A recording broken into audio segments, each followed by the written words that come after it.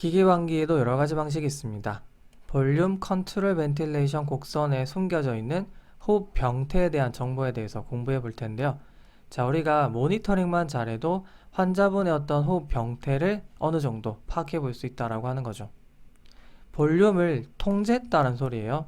우리가 플로우를 시간당 일정하게 조절해주면 자, 이 플로우에 따라서 차곡차곡 쌓이는 부피가 또 일정하게 증가하겠죠.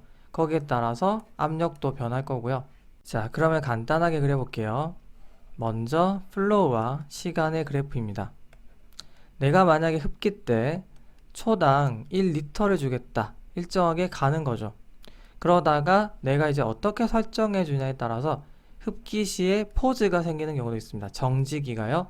그러다가 자, 흡기가 끝나면 이제 다음 호기가 이어져야겠죠. 쭉 이어질 겁니다. 그리고 이게 반복이 되는 거죠. 자, 이 플로우와 함께 그럼 이제 우리 폐 안에는 공기가 들어오면서 볼륨이 점점 커지겠죠. 그리고 이 볼륨과 함께 또 들어오는 공기 입자도 고려한다면 뭔가 단순한 선형은 아니겠죠. 계속 델타 값은 변할 겁니다. 이게 바로 기도 내압이고요. 이게 이제 시간의 축이죠. 자, 그 유명한 샥스핀 형태로 그려집니다. 델타 값이 계속 변해요, 이렇게. 그리고 쭉 이제 피크를 찍다가요, 이렇게 이제 포즈가 생기는 구간에서 뚝 떨어지고 이렇게 이제 평평한 구간이 생깁니다. 그리고 쭉 가는 거죠. 이게 또 반복이 되는 겁니다. 자, 일단은 쉽게 생각하면요, 이 플로우가 계속 들어오죠. 일정하게 들어오더라도 부피는 계속 커지고 있습니다. 그럼 우리가 똑같은 양을 공급해주면 그 부피에 대한 압력 변화량이 달라지겠죠. 점차 그 영향은 줄어들 겁니다. 그래서 델타 값은 점점 줄어들겠지만 어쨌든 계속 들어오니까 압력은 증가하게 되는 거죠. 그렇게 생각하시면 돼요. 자, 일단 가장 높은 지점, 여기가 기도 내 최고 압력입니다. 피크 에어웨이 프레셔고요. 여기 이제 포즈에 의해서 발생한 이쪽은 플라투라고 할 수가 있는 거죠. 평탄한 부위. 자, 그러면 이게 왜 생기는지, 이게 무슨 의미인지 우리가 좀 볼 텐데, 자, 이게 환자분의 기도 쪽, 그리고 여기가 이제 폐라고 생각해 볼게요. 그리고 이제 폐를 둘러싸고 있는 흉벽 쪽.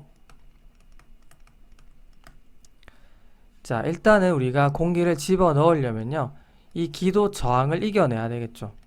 거기다가 이 폐와 흉벽이 버티고 있는 그 탄성을 다 이겨내야 되겠죠. 이거를 이제 펼치려면 다 힘이 들어가는 겁니다. 그래서 우리가 유순도라고 하는 개념을 또 생각을 해봐야 되는데요. 쉽게 말하면 우리가 풍선을 불기가 쉬우냐 어려우냐로 생각하시면 돼요. 이 유순도는 델타 P분의 델타 V라고 생각할 수가 있는데요. 보통 100 정도라고 생각하시면 돼요.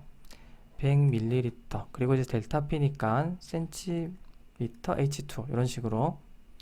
자, 내가 압력을 줬는데 많은 부피가 변했다고 한다면 이거는 유순도가 높은 거겠죠. 즉, 잘 불리는 풍선일수록 유순도가 높은 거고요. 내가 델타 P를 굉장히 줬는데도 델타 V가 별로 없다. 잘 안 불리는 풍선이면 유순도가 낮은 겁니다. 그래서 이 피크 값은요, 결국 이 폐와 흉벽 쪽 유순도 그리고 기도 저항을 다 고려한 값이기 때문에 얘를 결정하는 대표적인 변수는 요 두 가지라고 할 수가 있는 거죠. 얘네들의 유순도 그리고 이제 기도 저항이라고 할 수가 있는 겁니다. 기도 저항이 클수록 피크 값은 더 증가를 해야 될 거고요. 그 다음에 유순도가 낮을수록 더 많은 압력이 필요하겠죠. 그런 것들을 생각을 해야 된다라고 하는 겁니다. 자, 이거를 이제 합쳐서 그냥 호흡기계 쪽의 유순도라고 해볼게요. 이런 애들이 얘를 결정하는구나.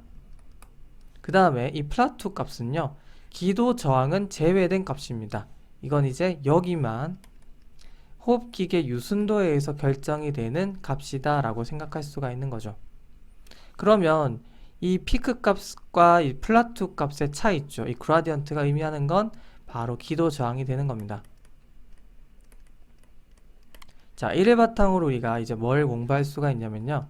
첫 번째, 자, 만약에 기도 저항이 증가되어 있다면 결국 이 플라투 값은 변화가 없겠지만 여기가 상당히 증가하겠죠. 이 그라디언트가 증가하게 됩니다. 예를 들면 초당 1리터로 주겠다. 그러면 이게 15cm H2O 이상으로 더 벌어지게 됩니다.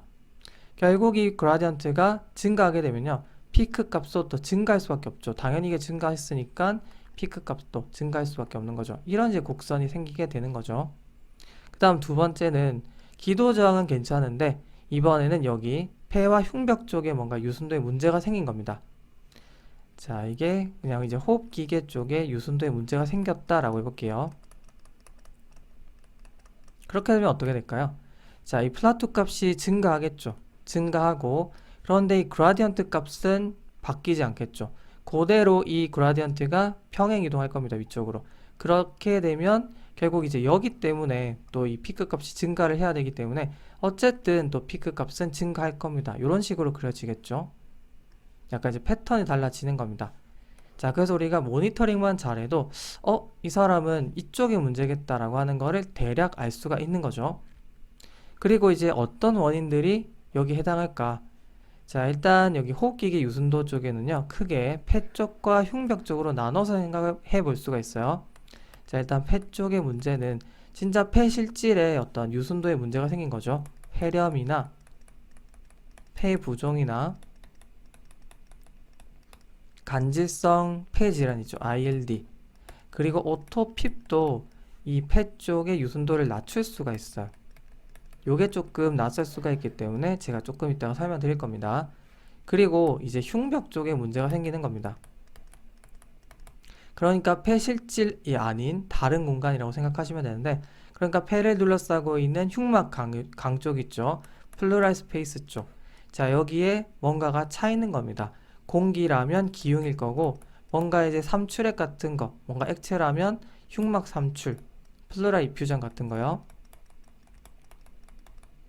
그리고 또 이 복압이 증가되어 있는, 그러니까 복부가 굉장히 많이 나오신 분 있죠. 복부둘레가 굉장히 커져 있는 경우도 이 흉벽 쪽의 유순도를 낮출 수가 있습니다. 왜냐면 자, 횡격막이 이제 우리가 흡기를 할 때 수축을 하면서 이게 커져야 되죠. 그런데 복부둘레가 상당히 증가되어 있으면 그걸 막습니다.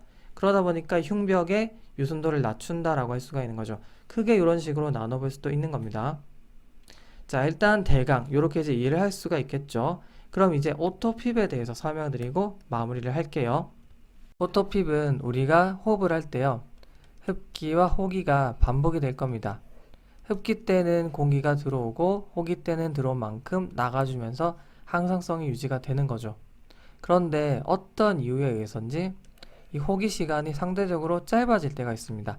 정말로 우리가 설정을 잘못한 걸 수도 있고, 뭐 흡수가 너무 빠르거나 실제로 호기 시간이 짧게 되어 있거나, 아니면 병태 생리상 COPD나 천식과 같이 말단의 기도가 폐쇄가 돼서 공기가 갇혀버리는 거죠. 폐쇄성 폐질환에서요. 그러면 이 호흡을 반복할 때마다 이 쌓여있는, 즉 호기 말에 이 남아있는 추가적인 공기양 때문에 양압이 걸려버리게 되는 겁니다. 이게 바로 오토핍이 되는 거죠. 자, 그래서 폐포가 점점 과팽창을 하게 되면요, 내가 처음 해준 압력에도 불구하고 똑같은 부피 변화를 이룰 수가 없어요. 이게 결국 유순도 감소랑 관련이 있는 거죠. 여러분이 풍선을 부는데 이미 가득 차 있는 풍선에 똑같은 힘을 줘도 이게 잘 안 불리겠죠. 그럼 똑같습니다. 이런 이유에 의해서 오토핍이 결국 폐 유순도 감소랑 관련이 있다라고 하는 거죠. 자, 이해가 되시죠? 오늘은 여기서 마무리하겠습니다. 수고 많으셨습니다.